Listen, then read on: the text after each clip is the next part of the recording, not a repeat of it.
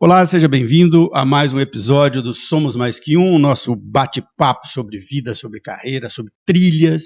Eu gosto de falar que carreira tem esse sentido de trilha, né? Porque carreira nada mais é do que uma trilha, né? Quando o pessoal do interior fala assim, vamos pegar uma carreira, né? Carreira é uma trilha, é um caminho, né?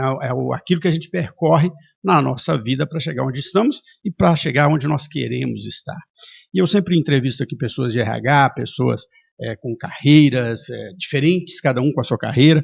André, eu vou te apresentar daqui a pouco, mas já entrevistei aqui tatuador, já entrevistei DJ, já entrevistei pessoal de beach tênis, mas também muita gente de RH, muita gente de carreira. Porque o objetivo é isso, né? Cada pessoa tem uma carreira diferente, tem um caminho diferente, e esses caminhos são muito interessantes a gente conhecer as outras pessoas, né? E o André é uma pessoa que me foi indicada por uma outra entrevistada, mas que eu estava ansioso aqui para poder receber, porque o André, além de ser um profissional de recursos humanos, então ele vai falar para a gente de RH, mas ele é cego, e por ser cego ele vive também o outro lado, né, da inclusão. Nós vamos falar bastante sobre inclusão. Então, André, seja bem-vindo, muito obrigado por estar aqui, obrigado por, né, me dar esse privilégio da gente bater esse papo.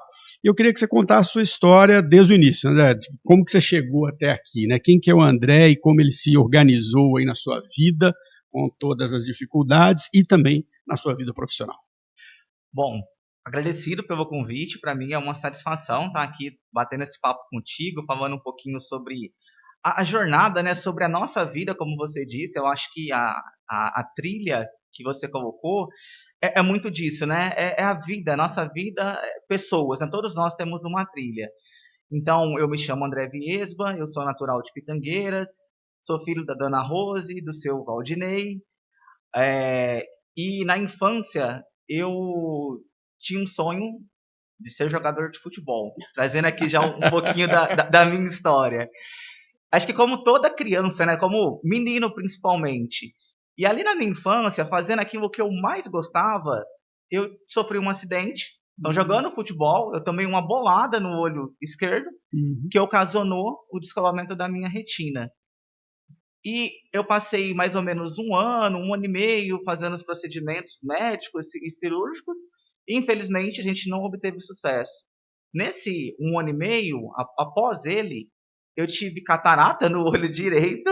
Nossa senhora, não tinha nada a ver com o acidente. Não tinha nada a ver. Aí, de certa forma, deu essa catarata, a gente precisou tirar o cristalino do olho. E, posteriormente, também descolou a retina do olho direito, e dessa vez de forma espontânea. Então, desde os 11 anos de idade, eu tenho essa condição de pessoa cega. Esse momento, para mim, foi um momento delicado. A minha idade, ela não contribuía muito comigo. Os meus pais também não tinham conhecimento daquilo que poderia ser da minha jornada, da minha vivência a partir dali, porque eles não conheciam as possibilidades que uma pessoa cega tinha para sobreviver, para poder aprender, para poder trabalhar. Então foi um momento assim bem delicado. Mas através de um dos médicos que me acompanhava, ele me sugeriu uma instituição de deficientes visuais aqui de Ribeirão Preto, a ADVIRP, para que eu pudesse me reestabelecer, fazer ali uma transição no sentido de me fazer uma adaptação, né? E ali eu pude... Reaprender, na verdade, né, as coisas, né? Exato, exato. Ali eu pude me readaptar, me reestabelecer, aprender braille, retornar para o ensino regular. Então, eu fiz até a quarta série do fundamental enquanto pessoa que enxergava, e a partir do quinto ano eu já fiz enquanto pessoa cega após essa adaptação. E aí, o que é engraçado nessa jornada, né? Que eu sempre falo que tudo tem um porquê e as coisas sempre vão se conectando mais à frente. Em alguns momentos a gente não compreende e fala, poxa, aqui no caso do meu sonho, era ser jogador de futebol. Quando eu sofri o acidente, eu falei, poxa, acabou, não tem como. Dentro dessa instituição, eu pude me reconectar e conhecer o esporte paralímpico. Sim. Passei por algumas modalidades e me apaixonei pela corrida. Que legal. E foi ali, Cachito, que, de certa forma, eu pude passar a aceitar melhor a minha condição. Quando eu me reencontrei com o esporte e com a corrida, no início eu fazia por fazer. Era uma atividade que eu ia e tal, mas aos poucos, corrida traz para nós esse movimento, né, de se ampliar. Eu fui sentindo o quanto que tudo aquilo me fazia bem. Sim. Falei, poxa, eu quero isso aqui para mim. Mas, André, assim, deixa eu ir pegando algumas coisas que você está Sim, falando, porque elas são interessantes. sim, Você falou da dificuldade da sua própria família, né, de se adaptar, de entender, né, e imagina você, né, uma sim, criança, sim, como você disse, né, todos os sonhos que a gente tem na vida quando é criança, né, eles de uma hora para outra são colocados à prova, né, porque sim, você vai ter que se readaptar completamente. E para a família é muito complicado, né? Eu vejo que muitas vezes a própria família ela tem uma dificuldade de aceitar a situação e de que e muitas vezes isso até impede o próprio desenvolvimento da pessoa, né? sim, sim. E aí, olhando para essa questão do desenvolvimento, olhando para a minha família foi assim, espetacular comigo. Acho que Uhum. muito também por aquilo que eles me deram de educação, mas olhando para o aspecto da responsabilidade que eles entenderam que eu tinha e confiar em mim. Sim, Eu disse no início que eu sou natural de Pitangueiras, a Devir está aqui em Ribeirão. E aí, para poder passar por essa adaptação e frequentar essa instituição, eu precisava vir para cá todos os dias. E eu usava o transporte público da prefeitura. E minha mãe pôde me acompanhar somente no primeiro dia. Então, desde os 11 anos de idade, eu já me virava sozinho. Eles precisaram confiar em mim. sim, E de certa forma, né, no início você falou, né?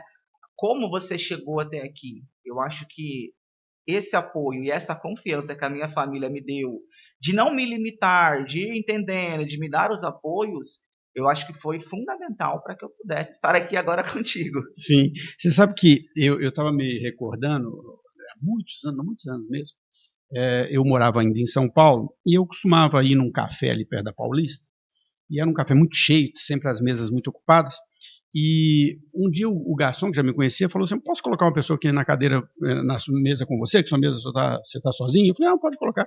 Sim, E aí ele trouxe uma pessoa, a pessoa era cega.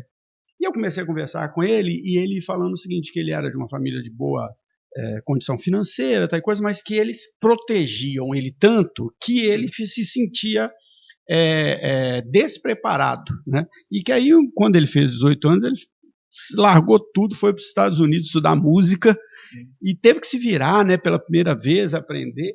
E naquela época ele tinha se transformado num professor de música.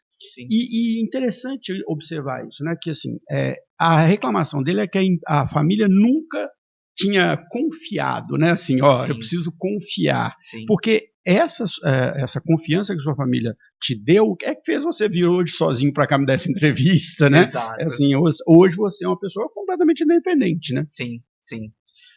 E isso, de certa forma, nos fortalece muito, porque na medida em que você recebe esse apoio, também te traz confiança, porque olhando para uma criança de 11 anos, ela ainda não sabe muita coisa do mundo. Sim. Então, na medida em que alguém fala, olha, vai lá, eu estou aqui, e me acompanhavam no ponto para poder pegar esse transporte, isso faz toda a diferença.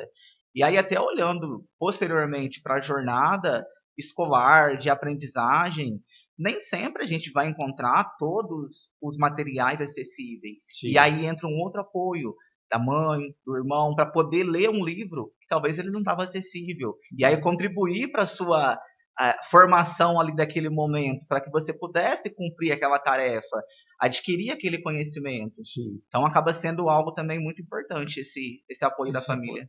E aí você comentou do esporte, porque isso é interessante, né? Sim, Era o seu sonho, né? Você, como você disse, e depois você se reconectou. E o esporte, principalmente, né, quando você falou aí do esporte paralímpico, tem esse papel, né, não só para as pessoas com algum tipo de deficiência, mas para as pessoas em geral, né, de inclusão social, de inclusão.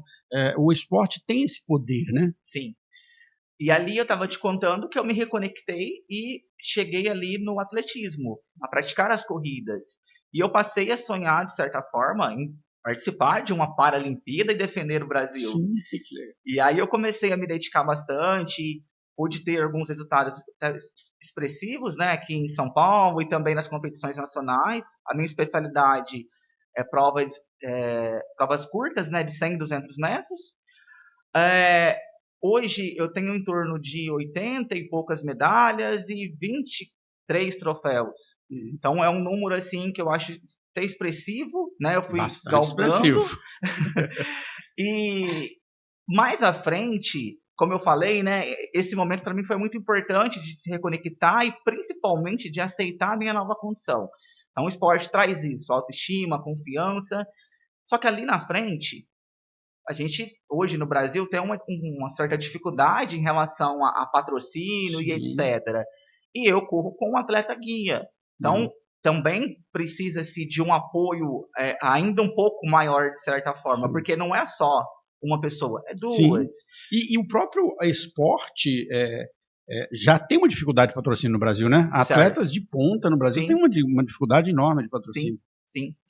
E ali foi chegando um momento em que eu falei, poxa, eu não consigo, chegou a necessidade do trabalho. Sim. E aí, novamente, o meu sonho foi pausado.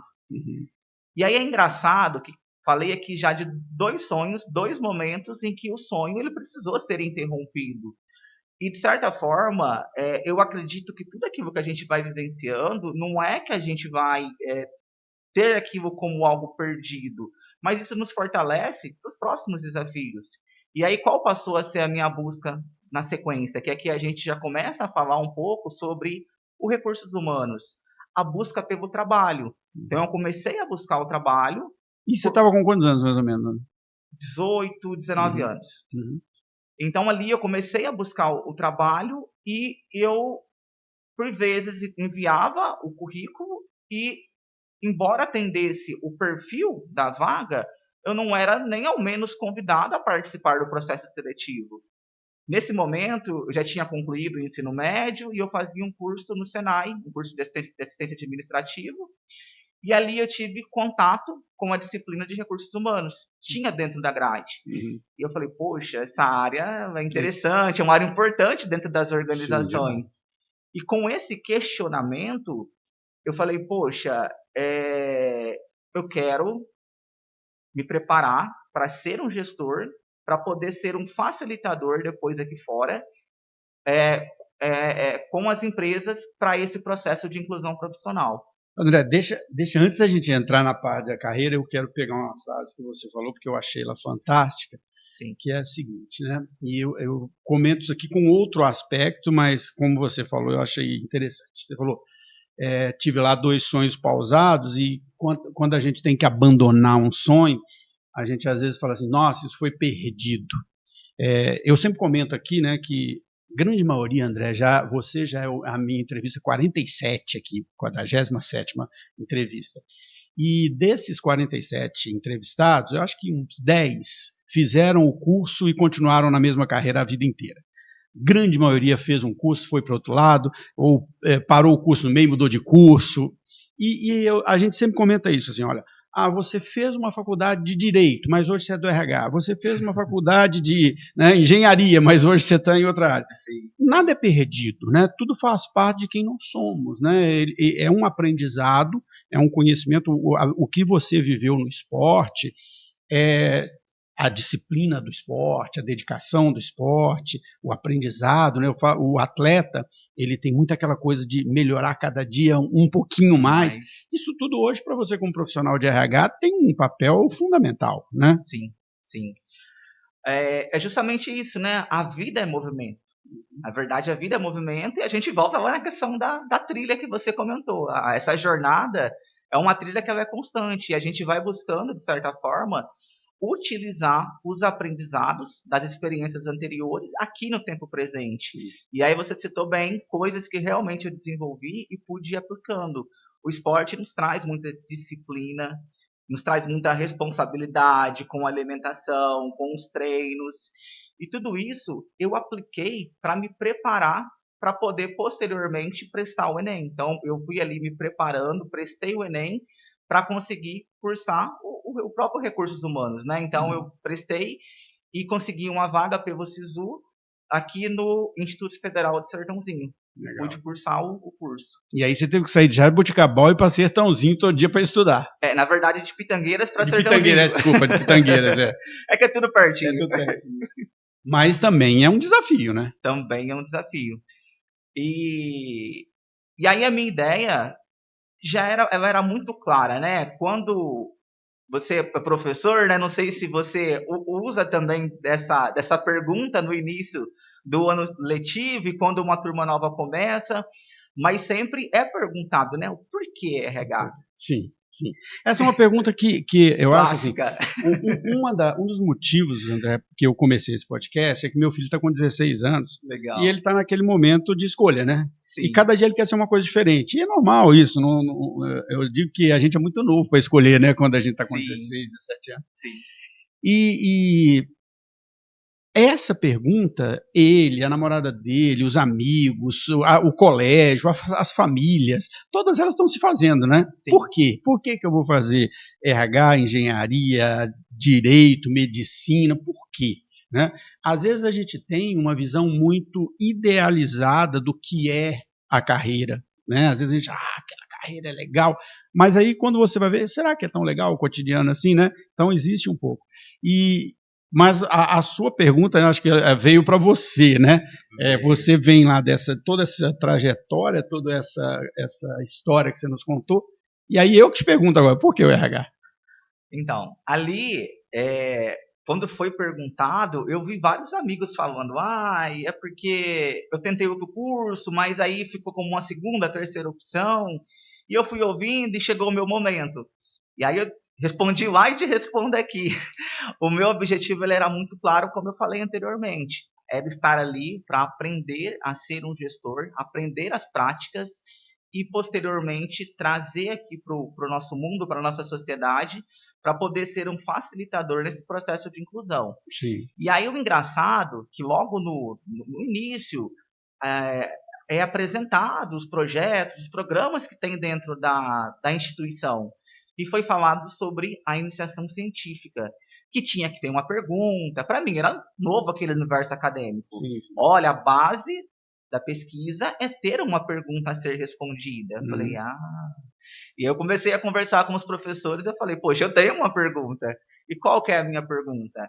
Qual é as maiores dificuldades nas empresas da nossa região para a inclusão de pessoas cegas? Sim. E aí a gente pôde refinar um pouco, né, essa pergunta inicial, esse questionamento que você tinha, né? esse questionamento, e logo no primeiro ano eu já comecei a trabalhar em cima dessa pesquisa. Então, Que assim, legal. foi bem direcionado e eu acredito que foi com um propósito, né, Sim. a carreira mesmo, nesse sentido. E aí, cara, agora nós vamos fazer uma mudança assim na nossa conversa, né? Agora vamos falar um pouco de carreira, do tema central do nosso bate-papo aqui e tudo mais. E aí eu queria te contar duas pequenas historinhas e jogar para você, que é o especialista no assunto, né? essa questão. Há alguns anos no Brasil nós temos uma legislação que obriga as empresas a ter um percentual de colaboradores que tem, né, alguma deficiência. E essa questão da nomenclatura é sempre complexa, né? Se é PCD, como que isso é falado, mas porque eu sempre digo que todos nós temos de alguma forma alguma deficiência, né? A gente sempre tem alguma necessidade especial. Se eu uso óculos, eu tenho uma necessidade especial, concorda? Exato. Então, é muito complexo esse questionamento. E no início, André, eu via uma preocupação grande das empresas em cumprir essa cota, né? Nos últimos anos eu não tenho visto mais dessa preocupação, a não ser as grandes empresas que têm um viés social, eu não vejo nas empresas médias, né, essa preocupação, eu tenho que cumprir a cota, eu tenho que ter pessoas, e não sei nem e aí a minha pergunta vai para você vai me responder isso depois, se as empresas estão sendo cobradas por isso, tá?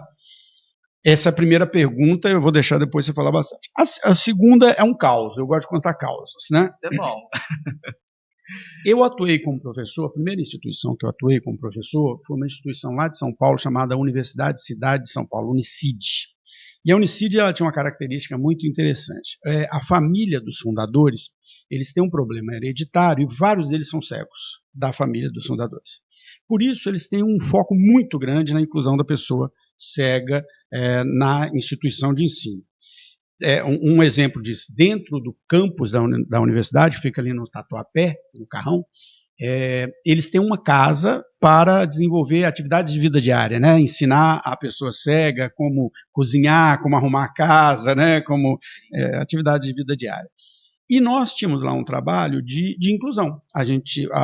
Era uma parceria com a prefeitura e com uma empresa de recrutamento e seleção, não me lembro o nome dela na época, em que a prefeitura dava lá um incentivo, essa empresa conseguia a colocação e nós desenvolvíamos as pessoas cegas para atuar. E a grande dificuldade que eu via não era da pessoa, era das empresas. Né? E muitas vezes era uma inclusão falsa. A pessoa contratava, e essa era uma reclamação recorrente das pessoas, a empresa contratava, colocava ele lá num cantinho, esse funcionário num cantinho, dava uma mesa para ele, senta aí. Alguém vai dizer, não, senta aí, cumpriu a cota. Né? E aí agora eu vou voltar para você, que é o especialista, que pesquisou isso e que entende do assunto. Como é na prática essa questão da inclusão? Bom, você tocou em pontos bem interessantes, assim, e essa lei de cota, né, que é a lei 8.213, esse ano ela completa 34 anos, eu tenho 32, então ela chegou antes de mim. E essa é uma lei que ela é muito importante, e quando ela foi criada naquele momento, era uma lei para que ela apoiasse nesse processo de inclusão. Só que passou o tempo, a gente percebe que ela tem adquirido um papel de protagonismo. E por que um papel de protagonismo? Muitas empresas, não são todas, mas muitas empresas, somente faz essa inclusão pela determinação dessa lei. Porque senão vai vir uma multa, olhando também para a imagem da organização, talvez não fique tão legal. Então, hoje também tem um pouco dessa preocupação. De imagem, né? De imagem. E aí, dentro das pesquisas que eu realizei, foi até algo que eu abordei.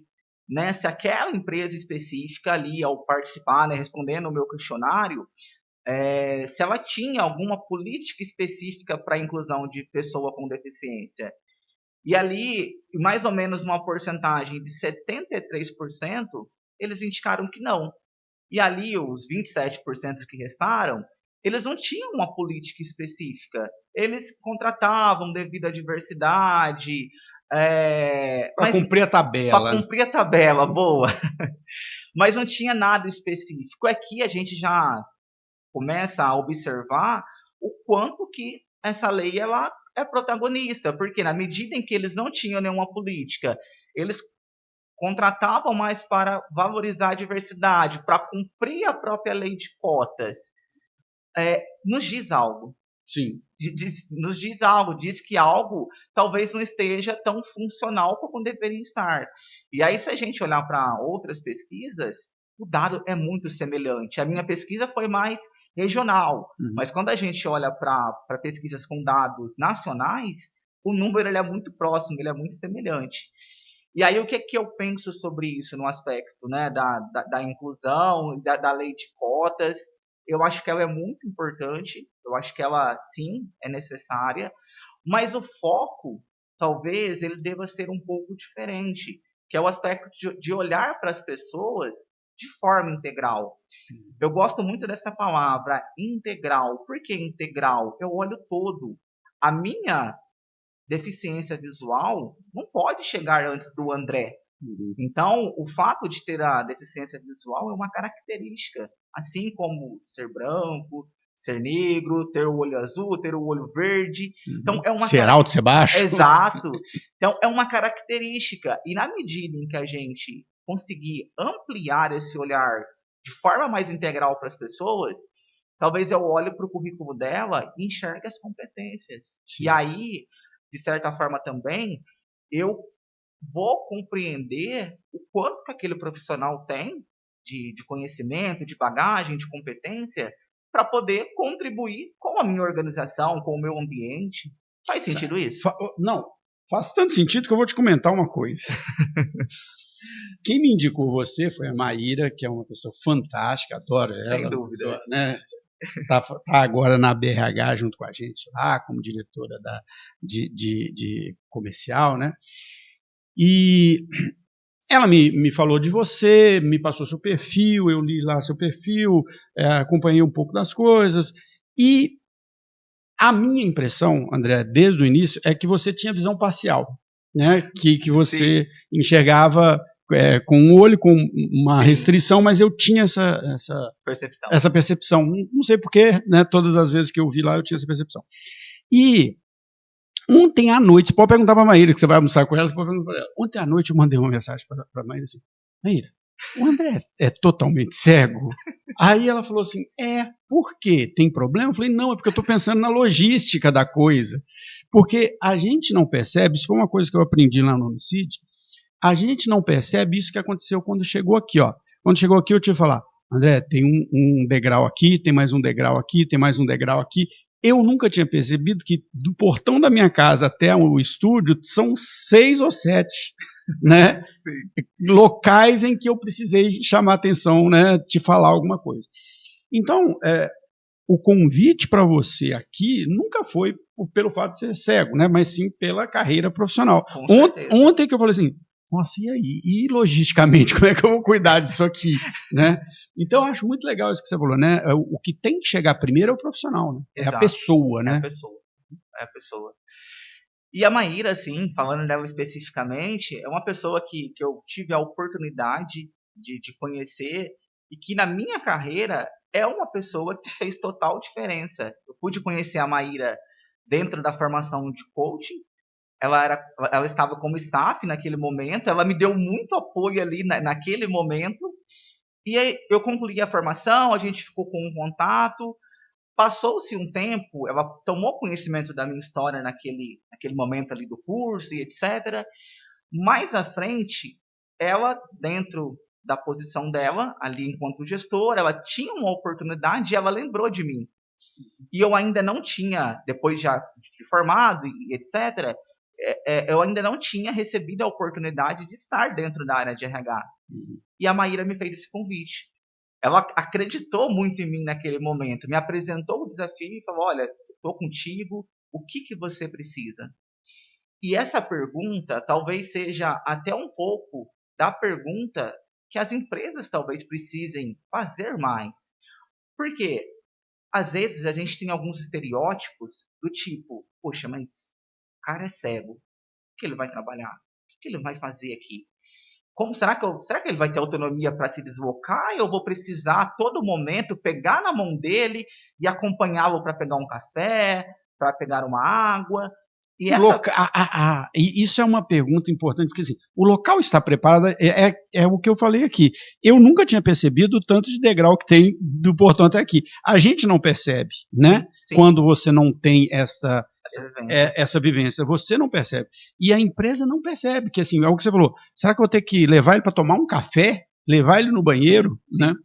E aí essa se torna uma pergunta muito importante, porque é na hora que a gente vai conseguir romper um pouco com algumas crenças que não é que elas são crenças porque eu quero ter a crença, são raízes na sociedade, é contexto histórico por muitas vezes, nem todo mundo teve a oportunidade de às vezes conviver com uma pessoa com deficiência. Então aquela pergunta ali dela foi muito importante. Como que eu posso te ajudar? O que você precisa?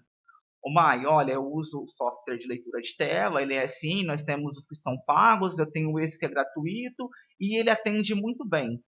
André, mas aqui a gente tem escada, é um prédio comercial, como que a gente faz? Falei, olha Mai, eu preciso de mais ou menos 1 ou 2 semanas para poder me ambientar, e depois eu vou conseguir ter a minha vivência, e me deslocar, ter a minha autonomia de forma muito tranquila. Então, aconteceu e a gente teve a oportunidade de trabalhar junto por praticamente 2 anos e foi um momento que, assim, eu pude aprender bastante, até falo que eu fui agraciado de iniciar na área de pessoas com uma líder que olhou para mim de forma integral e me possibilitou me desenvolver, porque até mesmo na questão de dar desafios, né?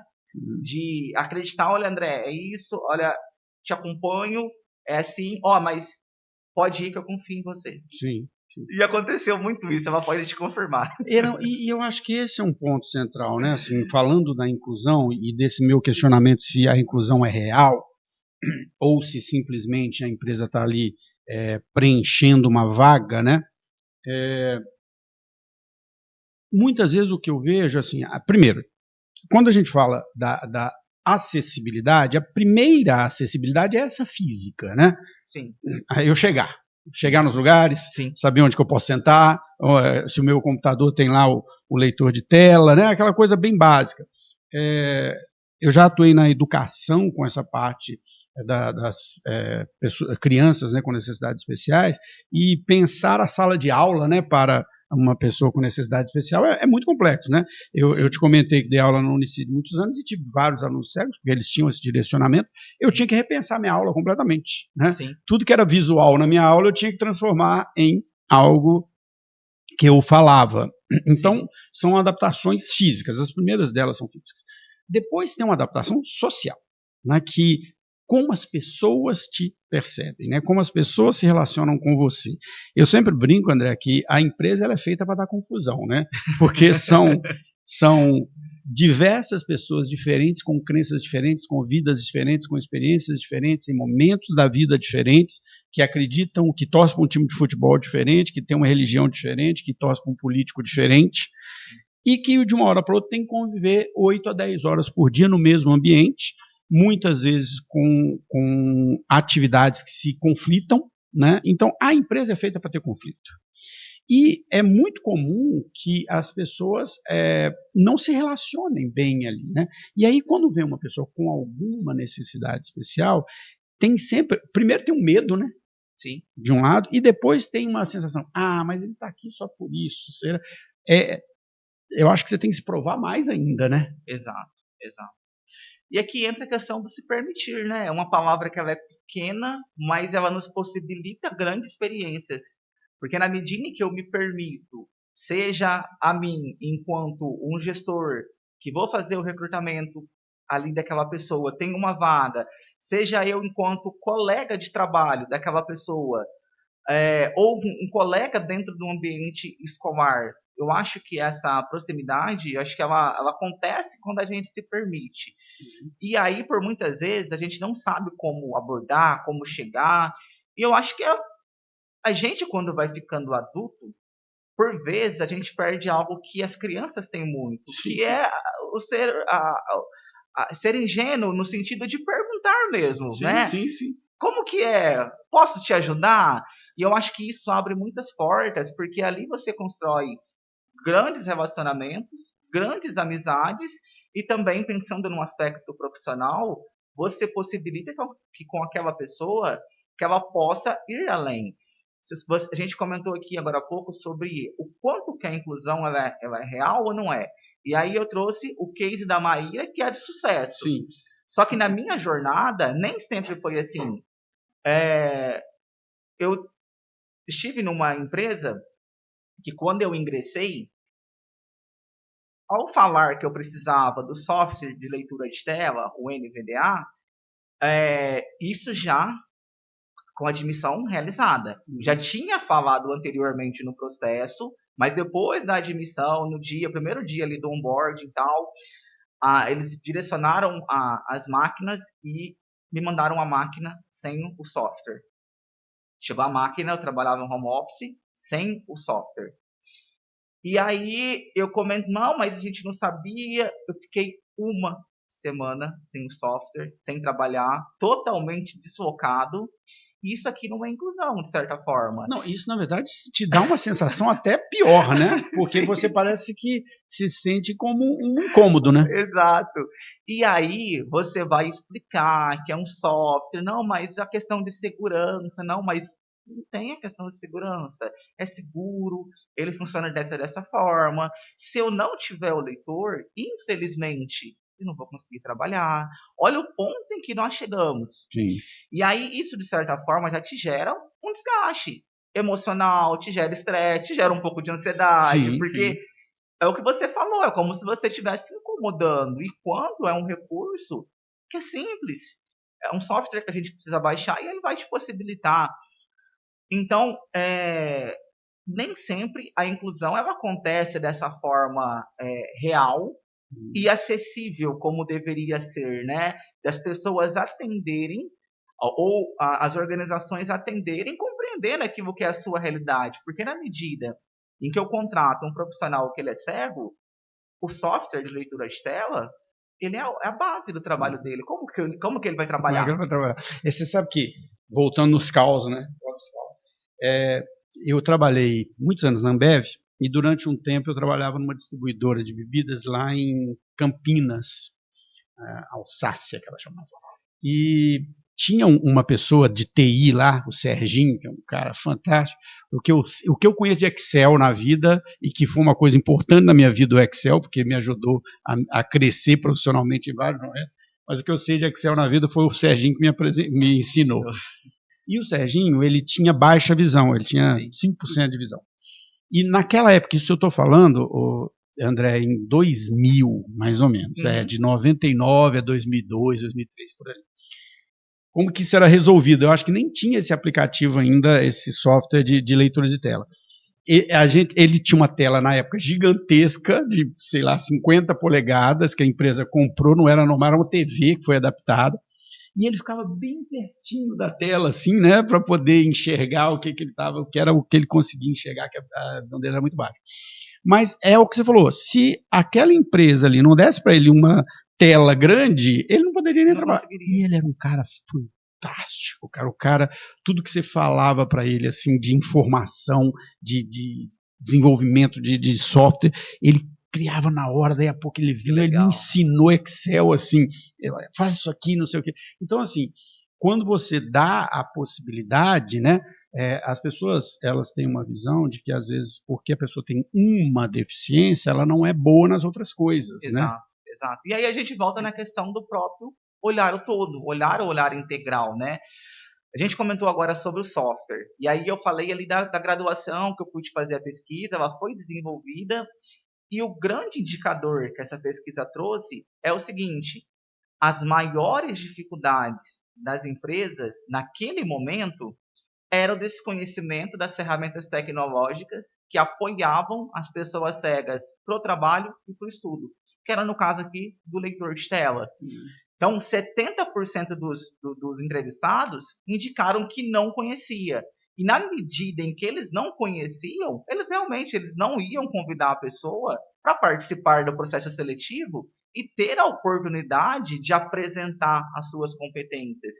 Então, acaba sendo algo muito importante e que ali eu deixei como sugestão na minha pesquisa e depois também pude trabalhar um pouco isso de forma prática, que dentro dos cursos de administração, de recursos humanos e etc., eu acredito que a gente tinha que também trabalhar um pouco mais isso, talvez apresentar através de uma palestra, através de alguma disciplina que talvez se conecte um pouco mais, trazer um pouco dessas ferramentas.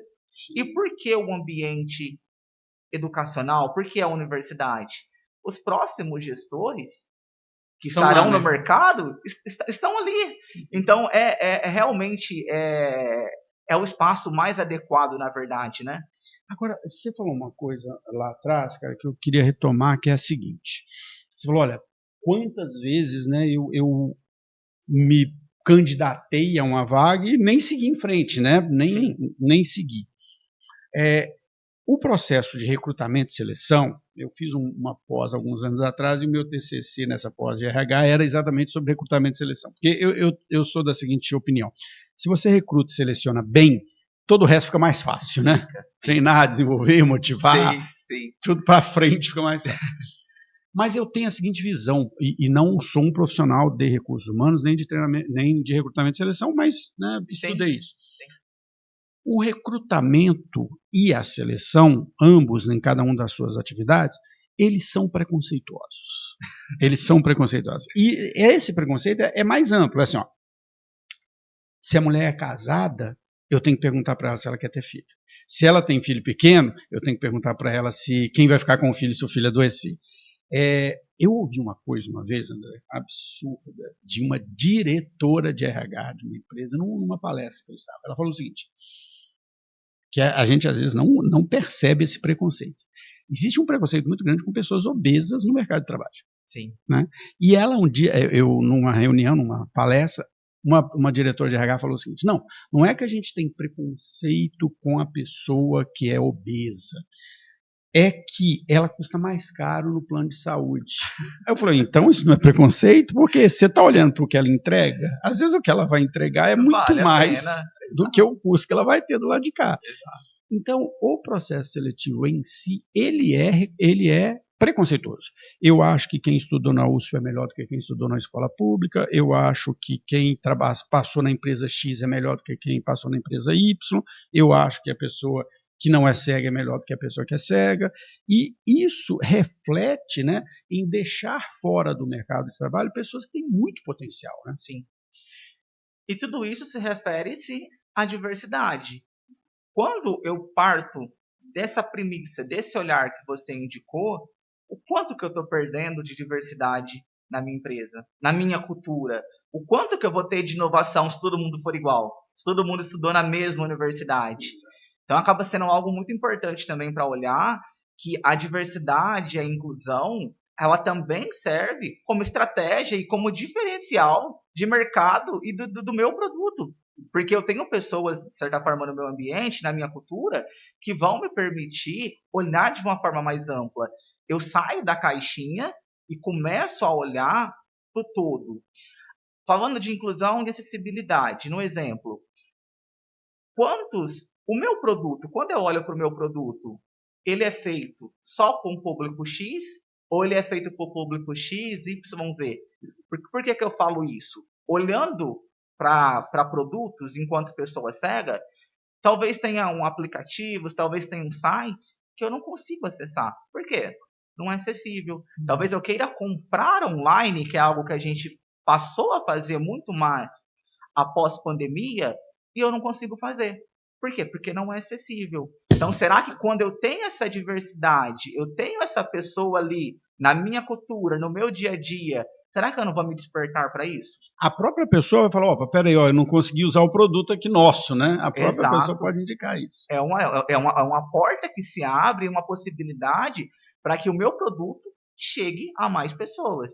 Então, acho que isso também é algo extremamente importante, assim, da gente olhar como Sim, não, estratégico. quando se fala da diversidade, né, e isso infelizmente, né, a gente está observando no mundo hoje uma regressão nessa questão, né, da empresa buscar diversidade, né, algumas empresas estão deixando de ter alguns programas, principalmente lá fora, nos Estados Unidos, o que é muito ruim. A diversidade ela tem um ponto positivo, que é o seguinte, é o que você falou, muitas vezes os produtos são pensados, eu dou aula de empreendedorismo, e eu sempre falo para os alunos, né, o seguinte, grande parte das empresas que surgem são a partir de um problema do próprio empresário. Ele teve aquele problema e falou, vou criar um produto a partir daqui. Sim. E eu ensino para eles a técnica do design thinking, porque o que é o design thinking? É você não olhar só o seu problema, né? A primeira fase do design thinking é entender o problema a partir do ponto de vista do outro, né? Sim. Então você vê o cliente, como é que ele se comporta, para entender quais são os problemas que este cliente tem para eu poder desenvolver meu produto ou serviço para este cliente que eu quero atender. E por isso, né, muitos produtos, como você disse, não são pensados para outras pessoas, e aí você pode colocar tudo, né? A questão da acessibilidade física, como a gente comentou aqui, porque você é uma pessoa cega, mas você se locomove, né? Você consome. Você consome, você vive, você tem produtos culturais, né? Tudo isso você vai consumir, né? Sim. E a gente não percebe, mas cada pessoa tem uma necessidade diferente, né? Sim. Por exemplo, vou dar um exemplo muito simples aqui. Se você fosse um cadeirante, eu não conseguiria te receber aqui. Não é? Olha como é uma coisa. Então eu tenho um produto, isso aqui é um produto, né? Um serviço que eu tenho, mas que não foi pensado dessa forma. Sim. Né? Eu não poderia recebê-lo. Sim. E olhando para esse ponto, a gente tem o desenho universal, né? Que é quando a gente olha para a criação de um produto ou de um serviço, onde a gente dá condição para que acesse esse produto aquela pessoa que realmente queira. Não está limitado, porque às vezes, no exemplo, talvez eu vá acessar ali o site, ou o exemplo que você trouxe aqui das escadas, e se você fosse receber um cadeirante, mas ele não conseguisse acessar. E quando a gente pensa na ideia do desenho universal, a gente está desenvolvendo e olhando de uma forma mais ampla para que realmente todas as pessoas acessem. A rampa, no exemplo, ela não é só para cadeirante. Ela pode ser para uma mulher que está gestante, ela pode ser para um idoso. Para o idoso, sim. E aqui, ainda falando sobre a questão do trabalho, acesso ao mercado de trabalho. Hoje, a gente tem muitas plataformas que a gente faz ali nosso cadastro do currículo. Nós temos empresas que divulgam vagas no LinkedIn, que é uma rede apropriada para isso. Só que o quanto que eu trago de acessibilidade já no anúncio da minha vaga? Será que ela chega a quem tem que chegar? Por exemplo, o software de leitura de tela que eu comentei, o NVDA, ele lê tudo aquilo que é texto. Ele não interage com imagem. Hoje, através da inteligência artificial, ela já tem algumas coisas que ela própria faz, mas ela não lê o todo. E aí, às vezes, a gente se depara com determinadas publicações. Temos vagas para PCD. Tem uma imagem anexa. E aí você Eu não acesso. Você nem acessa, eu né? nem acesso a informação. Uhum. Outro exemplo, eu tenho a Gamp. A vaga está anunciada lá, eu mandei meu currículo e a empresa coloca como uma das etapas um teste de perfil. Só que esse teste ele é um game e é uma etapa obrigatória para que eu avance. É acessível? Você não vai passar. Eu não consigo. Eu passei por isso recentemente. É. E aí, às vezes, você faz contato com as pessoas da organização, nem sempre a gente consegue, e de certa forma, isso é uma barreira. Sim. Então, assim, a barreira, de certa forma, ela está começando mesmo antes da pessoa entrar. É no antes, é anterior. Sim. Então, na medida em que a gente olha para a inclusão de forma mais ampla e para além da própria lei de cotas, a gente começa a se despertar para esses pontos e, de certa forma, isso traz para mim, enquanto organização, algo positivo, porque é o que você falou, na medida em que eu faço um bom recrutamento e uma boa seleção, eu vou ter um bom profissional. E para o profissional também, que vai estar ali contigo enquanto colaborador, ele também vai ter mais condições, vai ter mais, de certa forma, engajamento, motivação, comprometimento para poder desenvolver o seu melhor trabalho. Não, e você falou uma coisa que é interessante. Assim, quando você tem um profissional que tem algum tipo de deficiência e você dá para ele as condições de trabalho, as condições para que ele trabalhe, você vai ter uma pessoa extremamente engajada, você vai ter uma pessoa extremamente dedicada, né? Porque Sim. ele sabe as dificuldades, né? A gente tem discutido muito agora, eu tenho postado muito sobre isso no LinkedIn e tem muitas discussões sobre isso agora, da questão da inclusão da pessoa com mais de 50 anos, né? Que é Sim. o tal do etarismo. E a gente percebe, né, que instituições, o Savenhago recentemente tem um programa como esse. Essas pessoas, quando elas conseguem um emprego, elas sabem a dificuldade do emprego, né, de conseguir um emprego, ela vai se dedicar, porque ela fala, eu não quero perder isso aqui de jeito nenhum. Né? Então, muitas vezes a empresa não percebe que ao dar uma condição básica, como você falou, um software que eu preciso para trabalhar, eu estou mostrando uma preocupação com a pessoa que eu vou obter um resultado do outro lado como empresa da dedicação que essa pessoa vai me dar. Né? Sim, sim. Até por entender, eu parto muito dessa premissa, sabe? Eu sou uma pessoa que busco muita consistência e sempre que eu encontro espaços que me permitem ser aquilo que eu sou e que eu vou conseguir decolar, o meu comprometimento, ele é dobrado. Sim. Porque assim, eu me engajo mais. Falo, poxa, eu quero dar o retorno aqui. Essa pessoa está confiando em mim. Tem uma frase, uma citação que, na verdade, que eu acho que sintetiza muito do que a gente está falando. É uma citação de Werneck que eu usei na minha pesquisa. E ela diz o seguinte, sobre inclusão. O que significa inclusão? Tornar uma pessoa...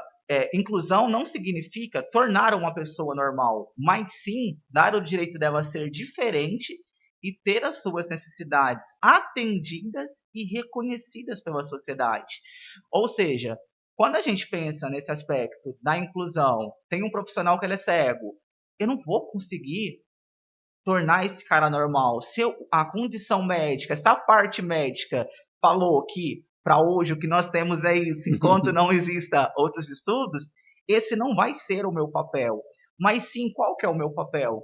Dar o direito dessa pessoa ser diferente, procurar entender, procurar, de certa forma, se informar do que ela precisa e dar para ela esse recurso. Isso é tornar uma pessoa normal, isso seria o processo da inclusão, né?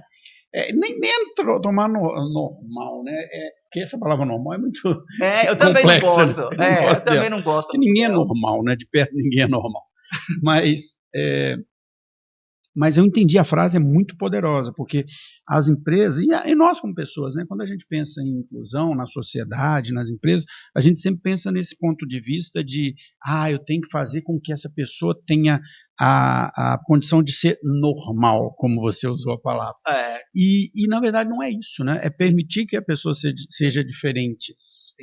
Nesse sentido, né, cara, eu converso muito com meu filho sobre educação, e ele tem o sonho de ser professor, e a gente tem discutido muito isso. A escola, muitas vezes, também tem esse problema, não só a empresa, né? De querer que todo mundo seja igual, né? Exato. Normalizar as pessoas. E é sobre isso, né? Então, a inclusão não significa tornar a pessoa normal, mas sim dar o direito dela ser diferente e ter as necessidades reconhecidas e atendidas.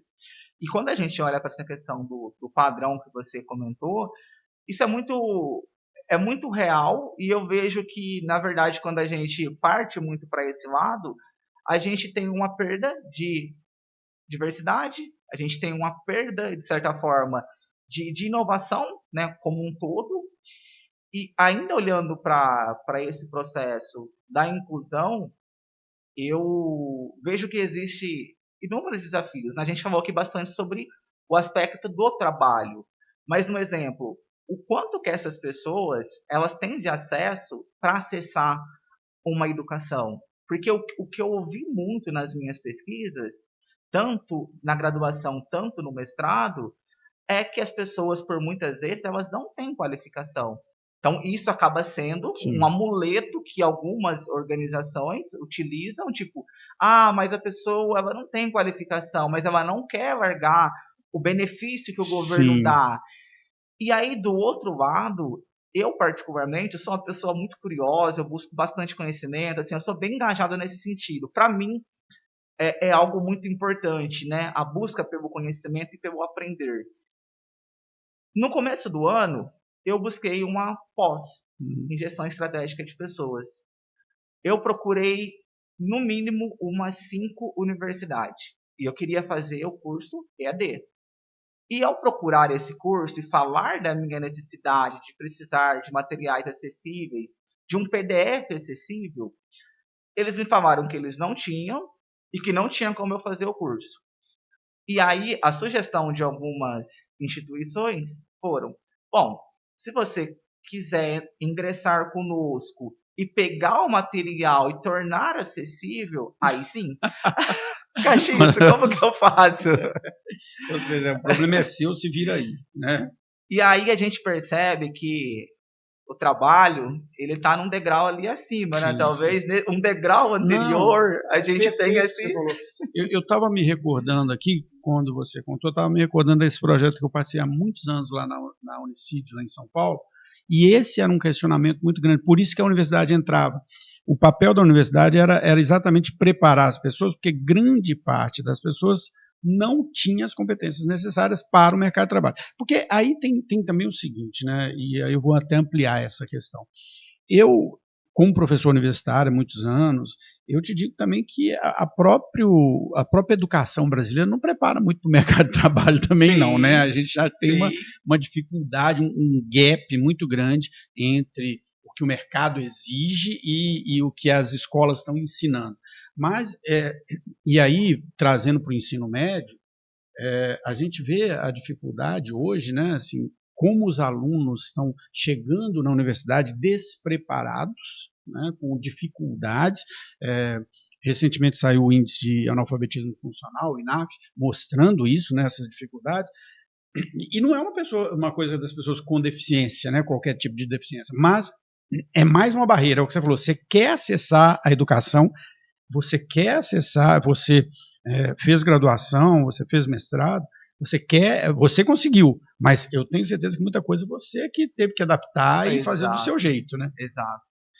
E esse acaba sendo um desafio. E aí, de certa forma, até mesmo voltando naquilo que a gente falou sobre aproveitar as competências adquiridas antes, nas experiências anteriores, você precisa ter muita resiliência, você precisa ter muita disciplina para realmente ir atrás, se adaptar às realidades, de certa forma, buscar espaços que te permita ter essa abertura para poder também ensinar, para poder explicar. E o grande ponto é não desistir, não É, pode desistir. assim, as dificuldades, eu sempre falo, a nossa vida de adultos, ela é cheia de dificuldades, né? A Sim, gente tem que se adaptar a elas. Algumas são mais difíceis, outras são mais fáceis de se lidar, mas a gente tem que se adaptar. sim. Bom, você vai acreditar, mas tem uma hora que nós estamos falando aqui, Nossa, e não parece, né? E eu queria agora, assim, tá bom, o André me contou essa história de onde ele veio, para onde ele, né, onde ele chegou, onde que ele está, e todas essas vivências, experiências.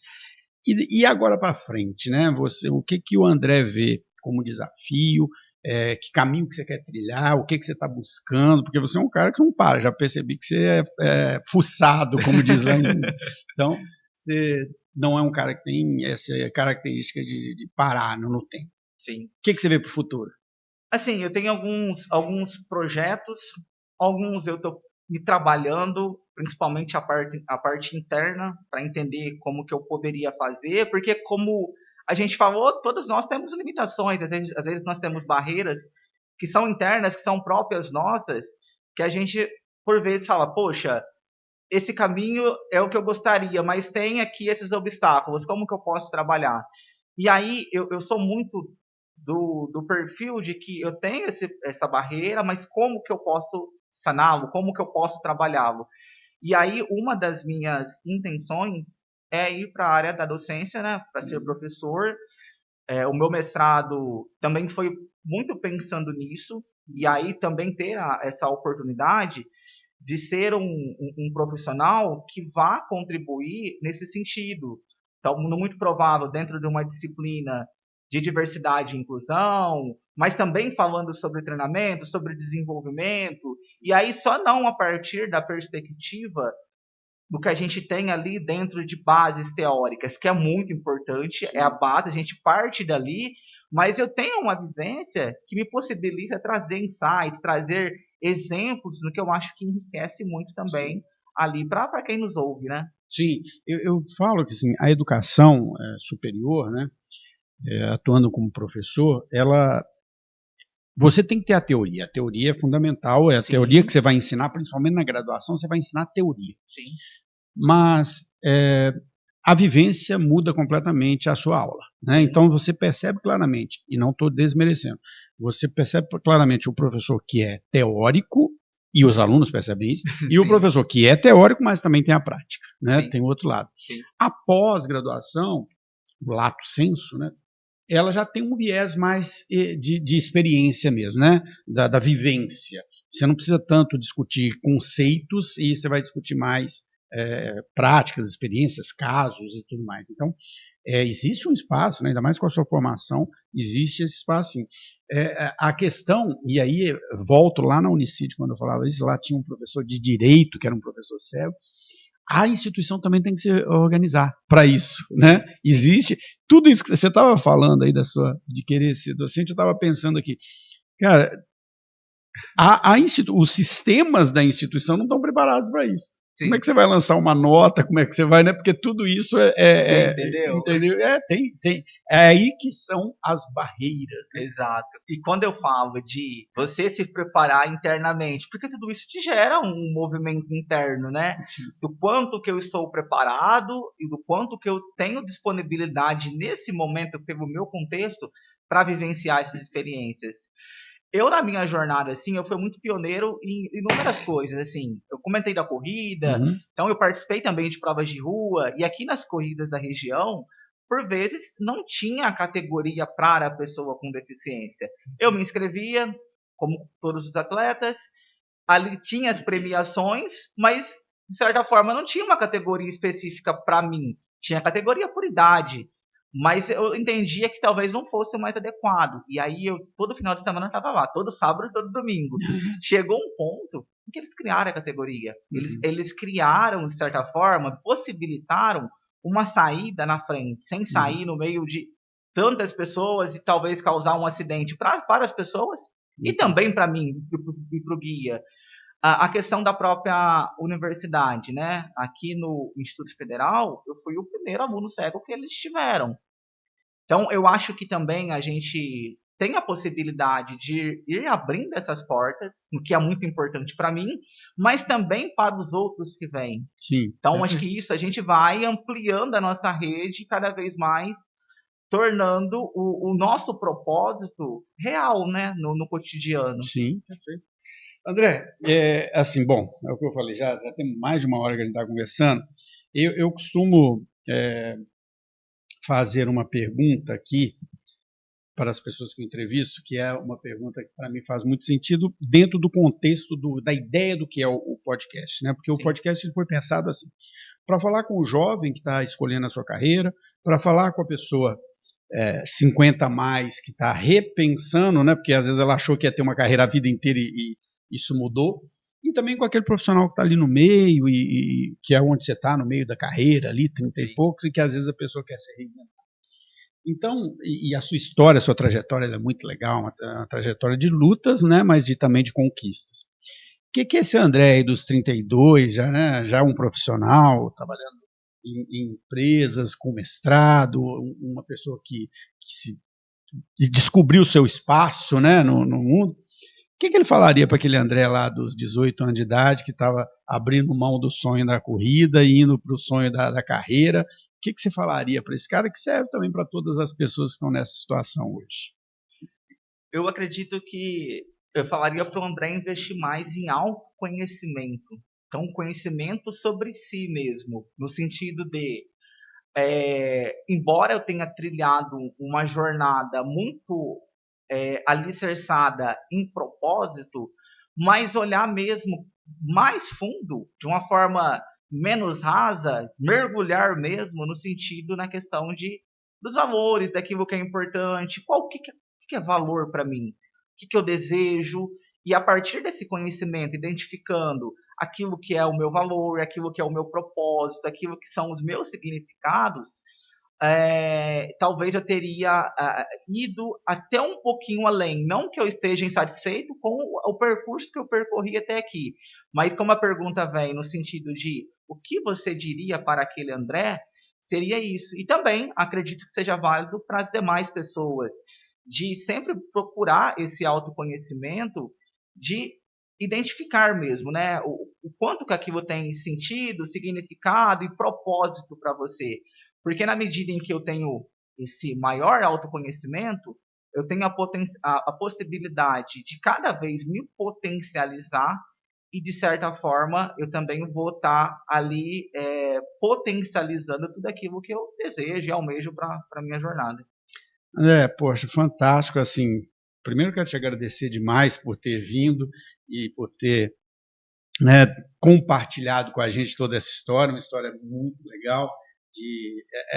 Eu gosto sempre, né, de, como eu falo, trazer pessoas diferentes, com vidas diferentes, com experiências diferentes, e a sua é uma experiência diferente, mas de sucesso, e principalmente essa visão, né, eu gostei muito da sua resposta, porque é uma coisa que eu falo com quem está iniciando a carreira, com quem está no meio da carreira e com quem tem a minha idade, aí por volta dos 55 e está buscando se reposicionar na carreira. A primeira coisa que tem que fazer é se conhecer.